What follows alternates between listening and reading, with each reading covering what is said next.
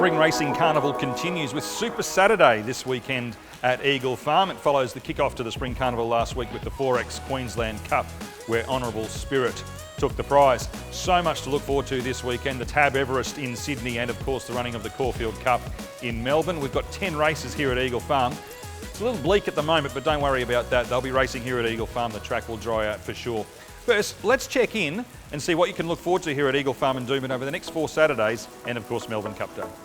We're here on the lower level of the magnificent Squires Perch at Eagle Farm and joined by Jason Leong, the BRC's General Manager of Sales. Jason, this is one option punters and members have over Spring Carnival, but you're going to walk us through all the options here at Eagle Farm and Doomben over the next few weeks. Not a problem. We have plenty of options actually. We're starting with the Spring Garden Party.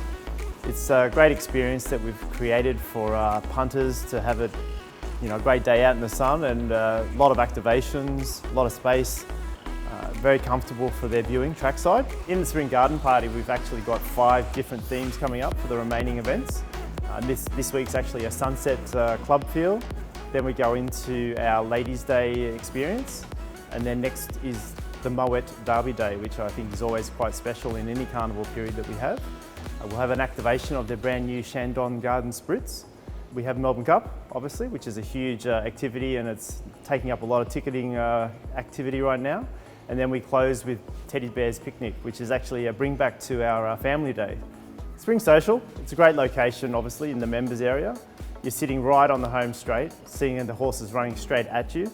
It's a fantastic experience for first-time racegoers, especially. With the vibe that's being created here, it's about entertainment and a day in the sun and just enjoying a great culinary experience as well as your friends and the atmosphere of race going. Well, Desley Forster had a day for the ages at Eagle Farm last Saturday, didn't she? Landing 3 winners. The highlight being, of course, Apache Chase, who's now a prime candidate for the $7.5 million Golden Eagle later this month. She also landed a winner at Doomben on Wednesday, and this weekend at Eagle Farm, she's looking to continue the momentum. Well, Desley Forster, a day to remember last Saturday. Yeah, no, it was a good day.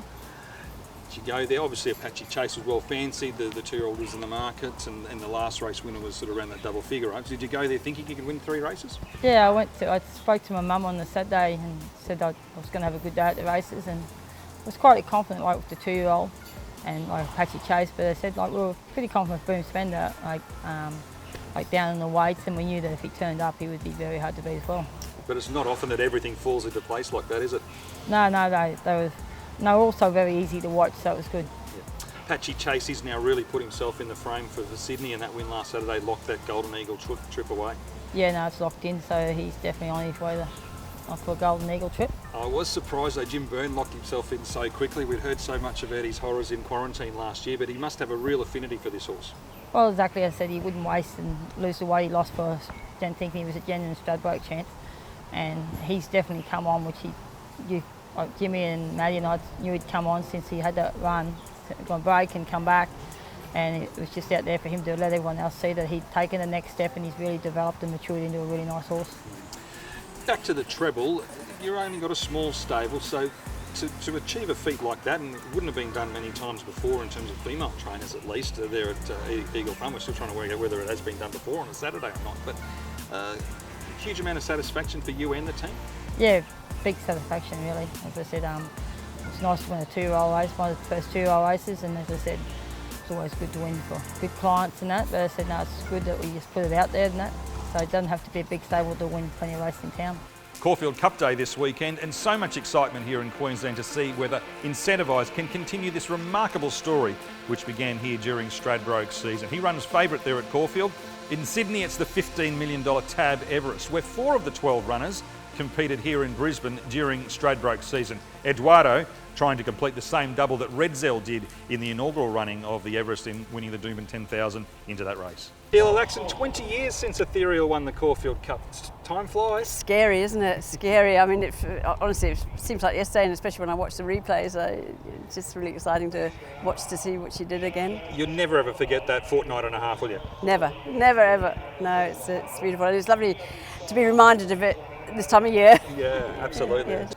Ethereal won the Queensland Oaks on her way to the Cups double. This year's Queensland Oaks winner was Duis, who you're pretty taken by. Oh, that was a very impressive win just now in the Kunji Handicap. So on that, she comes through that well and goes on to the Caulfield Cup. then the Melbourne Cup is in the offing, I'd imagine. It was really impressive, and so it'd be great to see it done again. There's something about that Queensland Oaks that can produce a good horse. Obviously, Ethereal, Winks did it.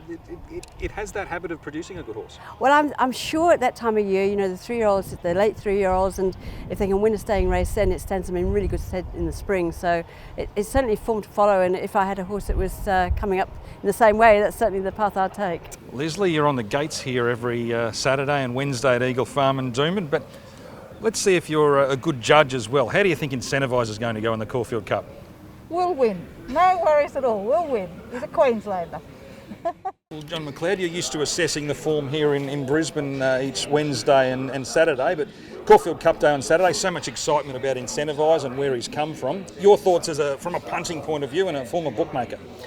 Well, he ran great sectionals when he was up here and he was doing it really easily, but Caulfield Cup, different story down there. You know, they take off a long way out from home, and whether he's going to be in the first 2 or 3 there and they're putting pressure on him, or whether he can just, you know, something off his back, just getting a nice suck run, you know, might get over the top of him. He's short, so as a bookie, or an old-time bookie, I'd probably be putting him in, that's for sure.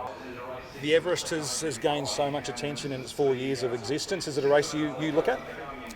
Only this year because a mate of mine owns Eduardo, so so it's sort of it's something that if I'm out there, I don't worry about it. But if I've got time and I'm in here, I'll be watching it, sort of thing. I want to watch it, but you know, sometimes you just don't get time to do it, sort of thing. So Eduardo's a horse from a Brisbane, Queensland point of view. We'd love to see him win, given that he raced here over the carnival. Do you think he can?